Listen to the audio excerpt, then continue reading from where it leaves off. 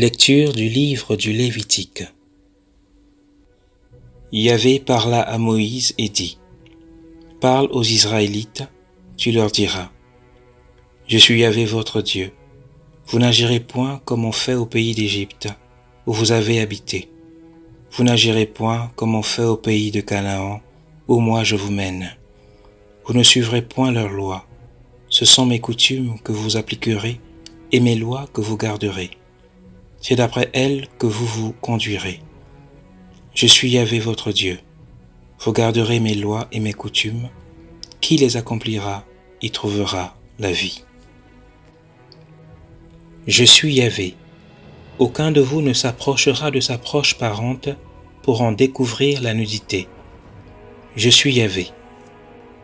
Tu ne découvriras pas la nudité de ton père, ni la nudité de ta mère. C'est ta mère. Tu ne découvriras pas sa nudité. Tu ne découvriras pas la nudité de la femme de ton père. C'est la nudité même de ton père. Tu ne découvriras pas la nudité de ta sœur, qu'elle soit fille de ton père ou fille de ta mère, qu'elle soit née à la maison, qu'elle soit née au dehors. Tu n'en découvriras pas la nudité. Tu ne découvriras pas la nudité de la fille de ton fils, ni celle de la fille de ta fille, car leur nudité, c'est ta propre nudité. Tu ne découvriras pas la nudité de la fille de la femme de ton père, née de ton père. C'est ta sœur. Tu ne dois pas en découvrir la nudité.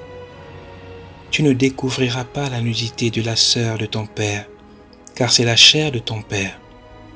Tu ne découvriras pas la nudité de la sœur de ta mère, car c'est la chair même de ta mère. Tu ne découvriras pas la nudité du frère de ton père. Tu ne t'approcheras donc pas de son épouse, car c'est la femme de ton oncle. Tu ne découvriras pas la nudité de ta belle-fille, c'est la femme de ton fils. Tu n'en découvriras pas la nudité. Tu ne découvriras pas la nudité de la femme de ton frère, car c'est la nudité même de ton frère. Tu ne découvriras pas la nudité d'une femme et celle de sa fille. Tu ne prendras pas la fille de son fils, ni la fille de sa fille, pour en découvrir la nudité. Elles sont ta propre chair, ce serait un inceste.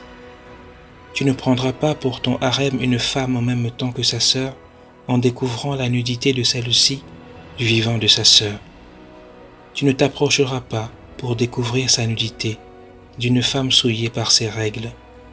À la femme de ton compatriote, tu ne donneras pas ton lit conjugal, il en deviendrait impur. Tu ne livreras pas de tes enfants à faire passer à Molek, et tu ne profaneras pas ainsi le nom de ton Dieu. Je suis Yahvé.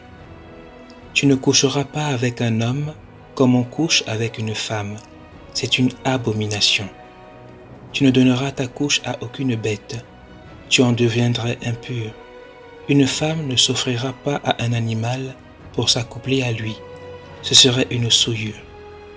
Ne vous rendez impurs par aucune de ces pratiques.